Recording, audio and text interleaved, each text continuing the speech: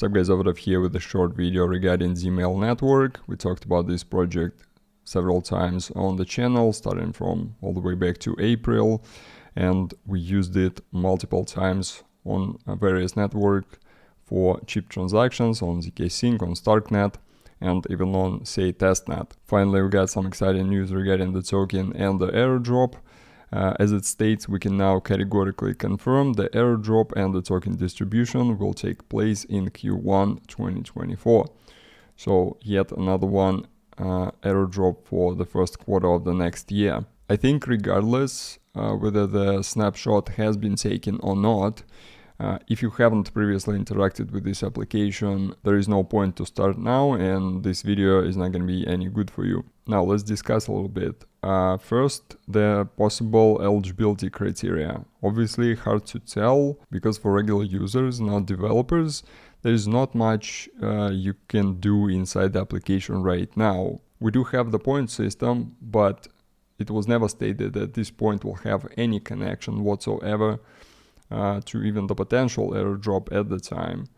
So I don't know, is it gonna be based on points? Could be, but also maybe the NFT domains that people purchased.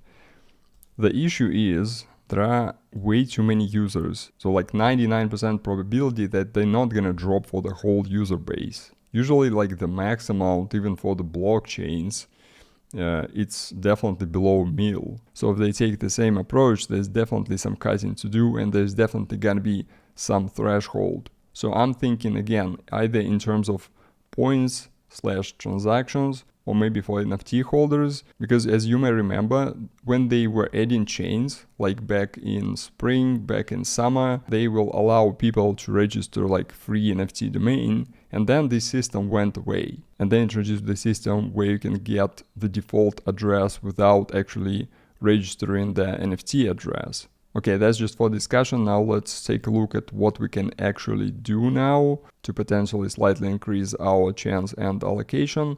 Obviously, if the snapshot has been already taken, then no actions will affect anything. But in the event that the snapshot has not been taken and it's gonna be based on points after all, if you're like me, if you haven't been using this app for a while, when I was absent for 2 months, I haven't used it.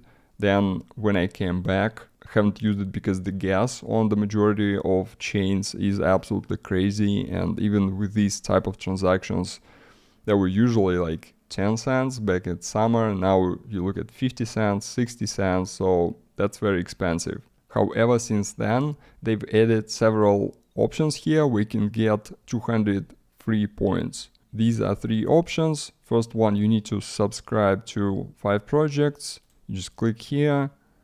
There is a list of projects, you just click subscribe and you're done.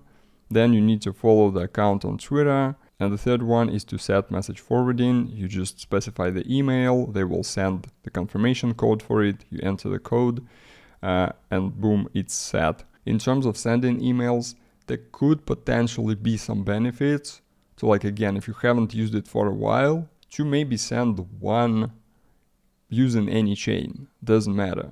Because again, possible that like eligibility criteria maybe like using the app, like the amount of active month, stuff like that. We don't know, but it may be worth spending like 20 cents in cheap chain to send it. Like for example, there is a OPBNB. I haven't tested this yet, so I don't know how much does it cost exactly. Yeah, that's all I wanted to cover here. Thank you for watching, and I'll see you next time.